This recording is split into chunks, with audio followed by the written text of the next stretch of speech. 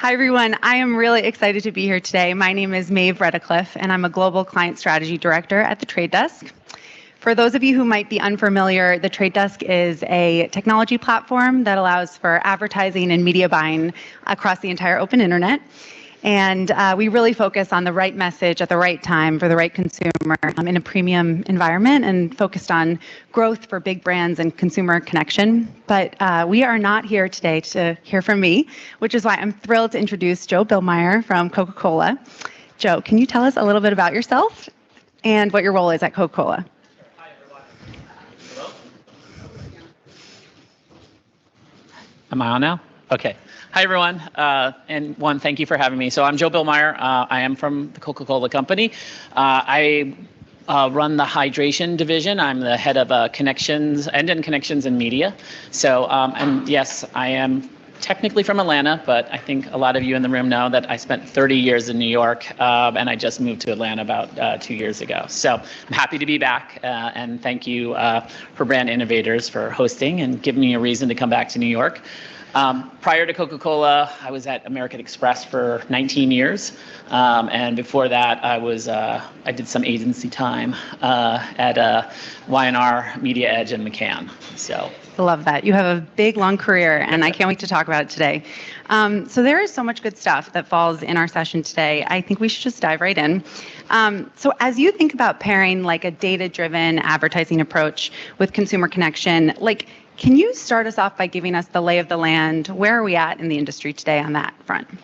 Yeah, I don't think this is going to be earth-shattering to anyone, but obviously, we're dealing with a lot more media than we had to. Like consumers are consuming a lot more media. I think there's something like an average of 118 hours. So they're consuming more and more. So, but the issue is that it's actually they're consuming it in more and more spaces. So we have new channels, we have mobile. So I think what we're really looking at is that there's just a variety of media. People are consuming it all over the place, and as a result of that, there's more and more data. All right, and so in fact, I would say that we have way too much data than we can actually ingest and use in a smart way. And so, the challenge is right now, like how do we harness all of that, and how do we, put it to the best use and not get bogged down in all the analysis that can happen from that. Yeah, I think that's a huge challenge for all of us in the room today. And I love your perspective as a marketer at one of the biggest and coolest brands out there. Like with all this fragmentation in the digital ecosystem and the way we consume media, how has Coca-Cola specifically thought about leveraging all of these different data points? What are you doing to kind of tell a consistent story for all of us out there who drink all of your products? Yeah, I think we look at it as that we are brand centric, and we use our brands to tell stories, and we use performance marketing to drive business. And so how we go about telling those stories is through a really rigorous what we call end-to-end connections process. And so we are looking to really find the insights that connect and make that human connection. We believe in that we should be creating meaningful connections, deep, meaningful connections that will create certain types of memory structures that will allow us to really be embedded in. So we can think about it as you need to drink, you need to hydrate, but you want a smart water. And so we try. That's a plug for one of my brands. Gotta love a smart water, vitamin water. So you really do want to create that value exchange, and I think that's the one thing that we're really trying to do. We have what we call a connected commerce journey, and so we really look towards really the touch points, all of them that in a connected ecosystem, and so we're really focusing a lot of our time, even before we start creative, we are working to what is the ecosystem that we're creating and what are the insights that are going to drive that. And that's the foundation for connections planning. So before we even go down a track, we're really, and data powers all of that. Like that is the source behind all of it. It needs to feed into that process. And so this is where we need data really to connect to the human. All right, we need to understand what it takes, not what they do, but how they're feeling and how we connect with them. And too often we get caught up in what the data says and not, what it actually means. Yeah, I think you're spot on, especially because your products are so ingrained in like a lifestyle. Like you're hoping that people drink, your hydration and smart water and vitamin water like every single day or so frequently. And so that human connection is really important. I do think it's important. And I think, we talk about drinking occasions, but, that's not how the media platforms are, right? So our job is to really take that brand experience that we're trying to create and figure out how we link it, to the media platforms. And, there aren't always natural occasions that come up. You can drink water whenever you want, right? There are some occasions, but for the most part, like you have to really figure that out. I mean, I think the Coca-Cola brands do a great job of occasion marketing. And that is all, again, driven by, how we emotionally connect an occasion to our brand. Totally. And that must vary also among product versus spray or trademark, and like what emotion do you associate with each? Absolutely. Yeah. We're a portfolio of brands. So there is no one occasion for everyone. So every brand is tackling this in a different way. Totally. So to pivot slightly, but I think this is ultimately connected. AI is one of the hottest topics in our industry and in the world. I feel like everyone is talking about it. And I'm really interested in how this kind of connects to this like human emotion that we're talking about, those moments that really matter. Like, what are your thoughts on all of this? How do you think AI can help us do this better? And what are the risks that also we are posed with? Yeah, well, I mean, it wouldn't be a summit if we didn't bring up AI, right? Exactly. So I think it's so early days. We just have to say that. I will say that, media and machines, though, we've been collaborating for years.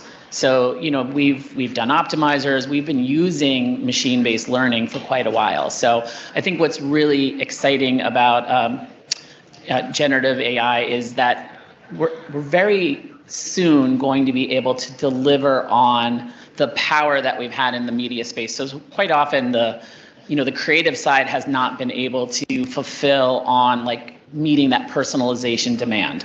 And so I'm super excited because I think, that what the AI is going to do very quickly is enable personalization on scale, so that we're going to be spending a lot of our time, really figuring out like how do we corral all the data to get to that. So I feel like this might make the creative side catch up with the MarTech that we have.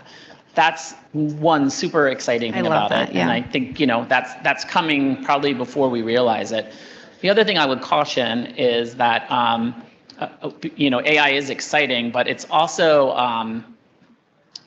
I get a little concerned about being so reliant on it. And it's going to be really good for reducing mundane tasks and things that are laborious. And I think it will enable us to really focus on the things that matter and versus projects that maybe suck up a lot of time, agency time, et cetera. So I'm excited about that, but I worry about it. People think it'll be just the shortcut and that we're going to like skimp on human ingenuity. So we still need ideas. There are still humans inputting into the AI to get the outputs that we need. And, I think there's a cautionary tale around becoming too much of a tactician, and that we still need to, again, focus on the creativity and the thinking that this industry has been known for. Yeah, I mean, I think you bring up a great point, which is like maybe everyone in this room, like our decisions, our inputs, our value is almost bigger because maybe we have a bigger reach as a result. So that's really exciting. I know I recently created a creative on Coca-Cola's website, and it was AI generated, and let's just say I probably should have put a little bit more thought into the inputs, and when I did it the second time, it was much better. So I think that's a great call out. Yeah, I think that was our first really big foray into that, but I think that speaks less to about AI for Coca-Cola and more about our notion of creating experiences and getting that meaningful exchange that I was mentioning about. In that case, we enabled you to create your own ad, and we're hoping that resulted in a stronger preference. Oh, 100%. And I think that's really, really smart. So I think we've talked a lot about this emphasis on like humanity and emotion, and we're all looking for brands to reach us in that way when they're advertising to us. Like, can you talk about why that is? Like, why do we care so much at the end of the day about how we're feeling when we see an advertisement? Yeah, I think it goes back to relevance, right? It goes back to really, catching the attention of a really heavily market to consumer. I think there was an Accenture study that said, 91% of consumers will ignore ads if they, don't find them relevant, which I know sounds very basic, and it's kind of like a duh thing, but it's so critical. When you think about what we're competing for and the attention that we're doing, walk down a supermarket aisle, the beverage category it's enormous. It's like a whole row, right? So we need to connect and stand out. And the way we truly believe in doing that is by creating these deep, meaningful connections. And how we go about that now in the media world is we're relying less on exposures, and we are relying more on scaled digital experiences.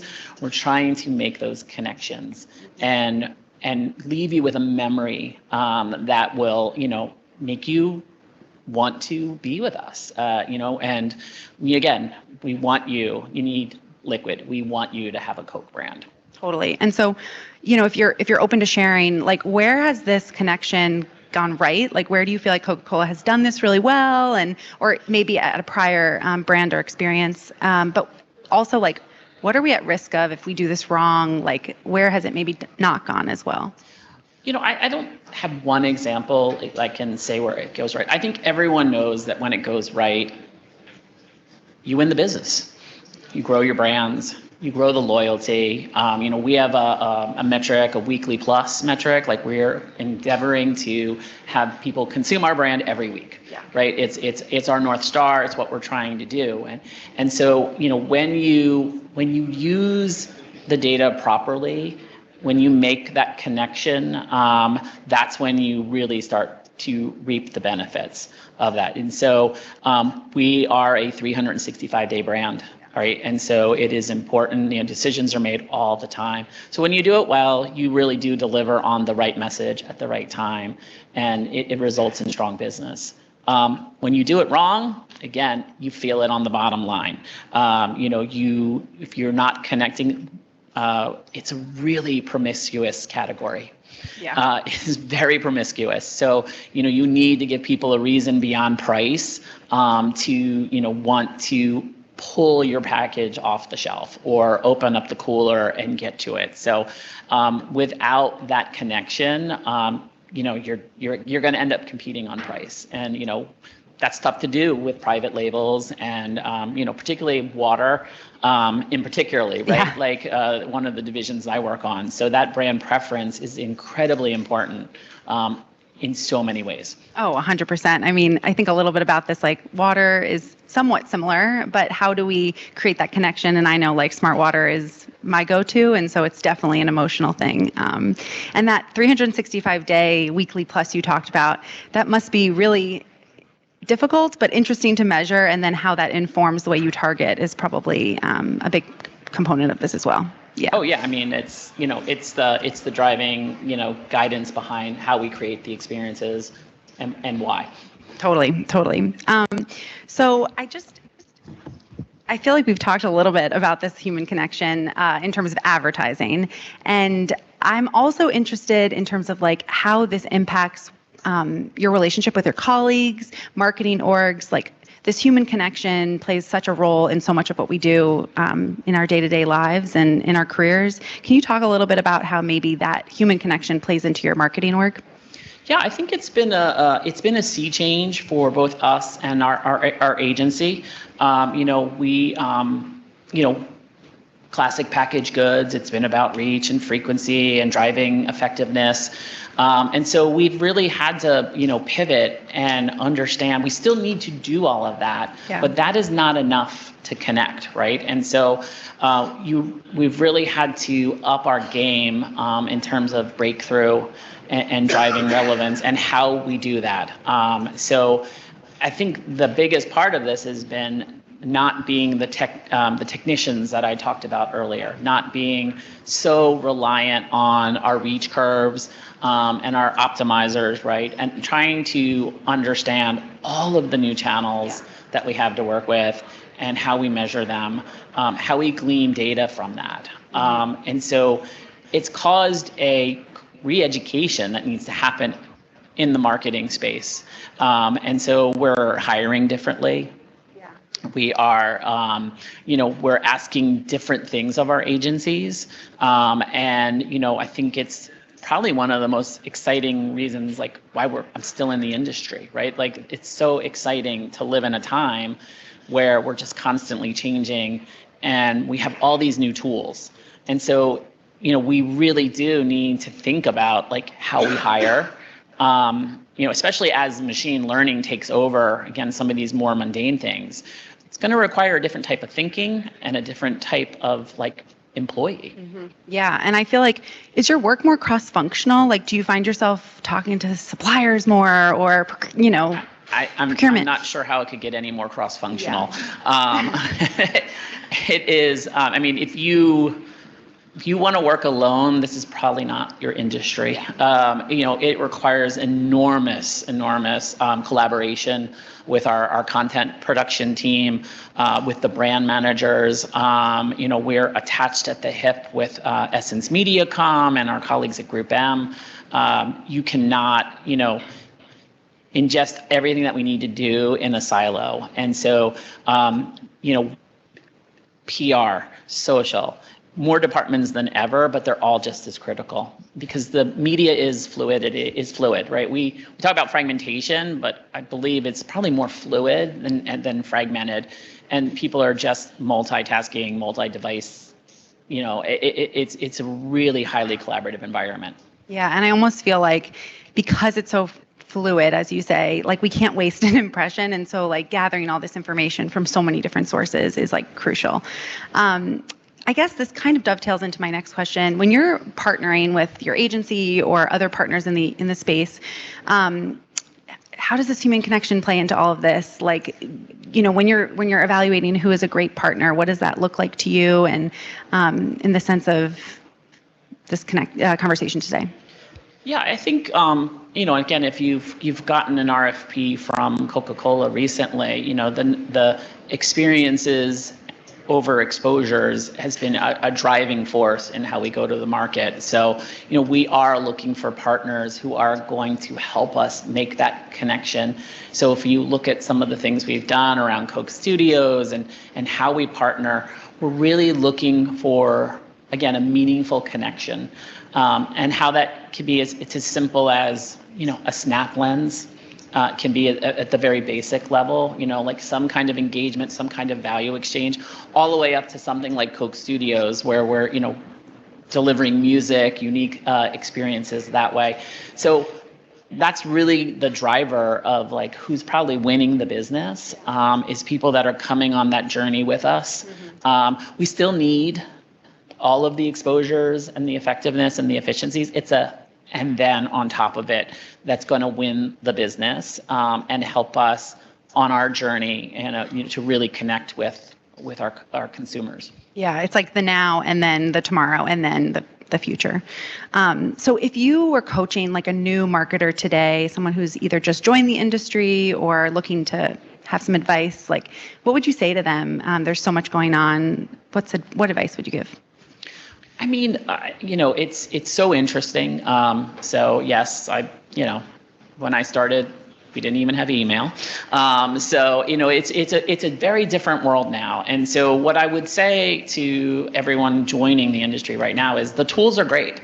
Like, it's wonderful to have all these tools and information at your fingertip, but we still need thinking. We need fresh ideas. We need people who are curious and who are going to push us to try new and different things. Obviously, the world is changing. The media that we have is ever changing. But that human curiosity, the desire to innovate, and the strategic thinking behind it. I used to spend time doing competitive, like manually, like literally looking through newspapers and ripping ads. Like all that stuff is at your fingertips now. So look, what are we doing with the time that it all frees up? What thinking are we bringing? Automation is great. But then what are you doing with the automation? So I think the tools are still the same. We still need that, that curiosity. We come to the external world outside of corporations to get different perspectives. You can become very insular inside a corporation. So we rely on our media partners and our agencies to kind of bring that external perspective in. And that's super critical. Yeah. Also, you need to have a point of view. Yeah. That's what we're looking for when we bring in people from the outside. Yeah, I think that's so spot on. So if you don't mind, I'd love to ask just a quick question about, your experience. What's like a really proud moment that you've had in your career, either at American Express or Coca-Cola? Is there a challenge that you're hoping to do in the future? I'd love to hear more.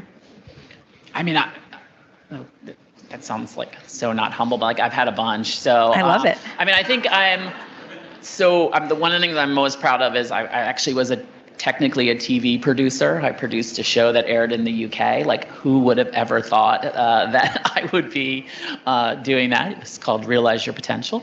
Now to watch, everyone. And I mean, that's really interesting. But I think, for me, what brings me joy, is innovating, is pushing the needle. I've only been in a very short time at Coca-Cola, but like we've done some tremendous work around our executions with Pete Davidson and Zendaya. I'm really happy about that because no one would have thought Pete Davidson would be following in the footsteps of Jennifer Aniston and Gal Gadot. And so it was really a different thinking and really shaking up what had become, a little sea of sameness in the water category. My colleagues at Coke are always doing amazing things. And so as a company, that it's just a roster of innovation. But I mean, I think if you can come to work every day and just find joy, and in the newness, I mean, what an exciting industry where, you're paid to come up with ideas. Yeah, it's really fun. And so what's your next challenge? Are you going to produce a radio show, a talk show? Well, maybe we'll go on the road. It's so funny. I am the TikTok lead for Coca-Cola. And, obviously. And this is what I love about this industry. I went from targeting affluent Americans at American Express to like youth marketing. And, I'm 53. And, so I've done a ton of Googling over the last year just to realize who these people are. But I think that's the exciting thing about being in this industry. You can learn every day. And so, yes, I am tackling TikTok. It is my new project. So I have very much into that space. And I have to joke because I was at a barbecue in Atlanta and some guy was complaining about his son. And he said, I told him no one's going to pay you to be on TikTok. And I was like, I need to correct you there. There's a whole industry that will pay you to figure out TikTok. And I think that's the exciting thing is that every time you think you've mastered something, there's another channel, there's another venue that you have to learn. And, it's an exciting ride to be on. Yeah, I love that. Well, thank you so much, Joe. I know you have a flight to catch, so I think we'll wrap things up here. But I really appreciate the conversation, and thanks for joining us today. Thank you.